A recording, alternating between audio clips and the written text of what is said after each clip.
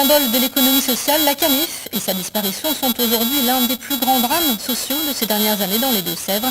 L'équipe dirigeante a-t-elle eu la folie des grandeurs? C'est la thèse exposée par Thierry Weber, ancien cadre de l'entreprise de vente par correspondance. Il publie un livre enquête sur les dernières années de la CAMIF. Tanguy Squazek et Philippe Ritten l'ont rencontré.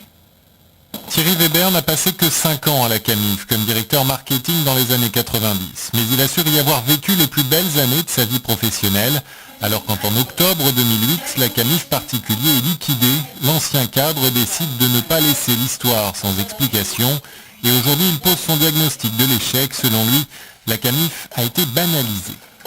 La banalisation, c'est l'éloignement des valeurs et du modèle de consommation, fondé sur la solidarité, le respect, la démocratie, enfin tous les principes de l'économie sociale. L'auteur date même ce qu'il estime être l'apogée de la spirale infernale. La décision prise en 98 par le président de la CAMIF de doubler son chiffre d'affaires en 3 ans.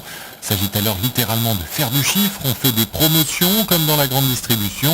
Et dans la même période, il faut ouvrir en toute hâte 21 magasins dans toute la France. C'est pour ça qu'on retrouve un magasin à Coquel.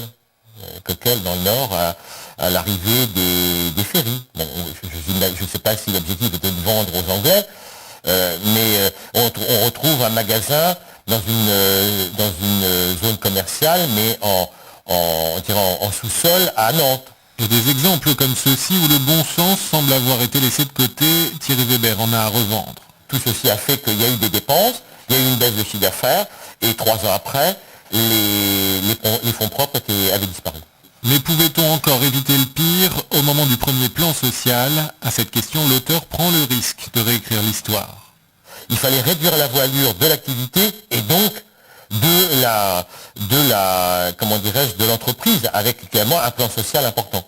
Et c'est ce que je défends comme thèse dans le livre, c'est-à-dire il fallait avoir le courage d'amputer le malade d'une jambe pour le sauver. Ces thèses, Thierry Weber les a mûries au fil de 120 interviews de salariés, d'administrateurs et de l'analyse de 30 ans de rapports d'activité. Un livre très documenté donc sur les coulisses d'un fiasco qui reste aujourd'hui encore pour beaucoup comme une plaie ouverte.